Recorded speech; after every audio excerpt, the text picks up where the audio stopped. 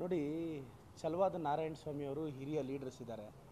ಅವರು Congress ಪಕ್ಷದಲ್ಲಿದ್ದು T V ಡಿಬೇಟ್ಸಲ್ಲಿ ಗಂಟೆಗಳಗಟ್ಟಲೆ ನಮ್ಮ ಪಕ್ಷವನ್ನು ಸಮರ್ಥಿಸ್ಕೊಂಡವರು. ಮಲ್ಲಿಕಾರ್ಜುನ ಖರ್ಗೆ ಸಾಹೇಬರು ಛಲವಾದಿ ನಾರಾಯಣ ಸ್ವಾಮಿ ಅವರಿಗೆ ರಾಜಕೀಯ ಜನ್ಮ ಕೊಟ್ಟವರು. ಛಲವಾದಿ ನಾರಾಯಣ ಸ್ವಾಮಿ ಅವರು ಏನು ರೈಲ್ವೆ ಇದರಲ್ಲಾಗಿದ್ದು, ಇವತ್ತು ಛಲವಾದಿ ನಾರಾಯಣ ಸ್ವಾಮಿ ಅವರು ಕರ್ನಾಟಕ ರಾಜಕಾರಣದಲ್ಲಿ ಆ ಹೆಸರು ಅಸ್ತಿತ್ವಕ್ಕೆ ಬರೋಕ್ಕೆ ಮಲ್ಲಿಕಾರ್ಜುನ ಖರ್ಗೆ ಸಾಹೇಬ್ರೆ ಕಾರಣ. ನಾನು ಛಲವಾದಿ ನಾರಾಯಣ ಸ್ವಾಮಿ ಅವ್ರು ಕೇಳೋದಿಷ್ಟೇ, ಸರ್ ನೀವು ಸೀನಿಯರ್ ಪೊಲಿಟಿಷಿಯನ್ ಇದ್ದೀರಾ, ಮಲ್ಲಿಕಾರ್ಜುನ ಖರ್ಗೆ ಸಾಹೇಬ್ರನ್ನ ಟಾರ್ಗೆಟ್ ಮಾಡೋ ಅವಶ್ಯಕತೆ ನಿಮಗೇನಿತ್ತು? ಛಲವಾದಿ ನಾರಾಯಣ ಸ್ವಾಮಿ ಅವ್ರಿಗೆ ನಾನು ರಿಕ್ವೆಸ್ಟ್ ಮಾಡ್ತೀನಿ, ತಮಗಿದು ಶೋಭೆ ತರಲ್ಲ ನಾರಾಯಣ ಸ್ವಾಮಿ ಸರ್, ದಯವಿಟ್ಟು ತಮ್ಮ ಅಪ್ರೋಚನ್ನ ಬದಲಿಸ್ಕೊಳ್ಳಿ. ಇವತ್ತು ನಮ್ಮ ಪಕ್ಷದ MLCಗಳೆಲ್ಲ ಗವರ್ನರ್ ಮನೆಗೆ ಹೋಗಿದ್ದಾರೆ.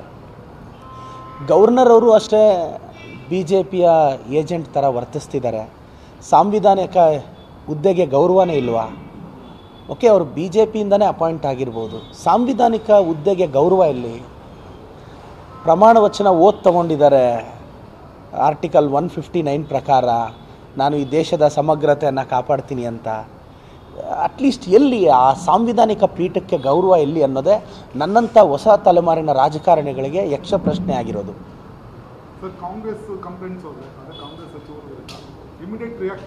ಕುಮಾರಸ್ವಾಮಿ ಅವ್ರದ್ದು ಕೊಡಿ ಅಂತ ರಿಕ್ವೆಸ್ಟ್ ಮಾಡಿದ್ವಿ, ನಾವು ಕೊಡಲಿಲ್ಲ. ಶಶಿಕಲಾ ಅವ್ರದ್ದು ಕೊಡಲಿಲ್ಲ. ನಿರಾಣಿ ಅವ್ರದ್ದು ಕೊಡಲಿಲ್ಲ.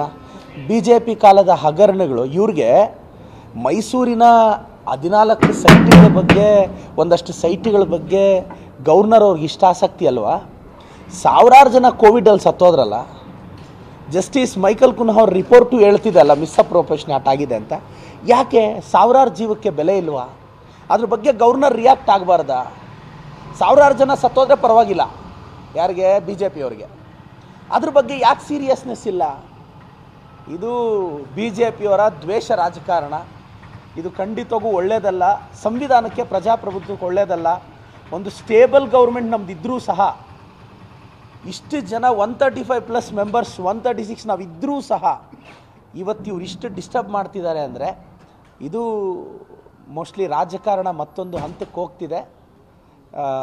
ನಾನು ಯೋಚನೆ ಮಾಡ್ತಿದ್ದೆ, ಏನಪ್ಪ ಇವರು 136 ಮೆಜಾರಿಟಿ ಇದ್ದರೂ BJPಯವರು ಈಗೋ ಬೀಳಿಸ್ಬಿಟ್ವಿ ಅಂತಿದ್ದಾರೆ. ಇನ್ನೊಂದು 20 ಸೀಟ್ ಕಡಿಮೆ ಇದ್ದಿದ್ದರೆ ಇವ್ರು ನೆಮ್ಮದಿಯಾಗಿರೋಕ್ಕೆ ಬಿಡೋರ ನಮ್ಮನ್ನು ಅಂತ.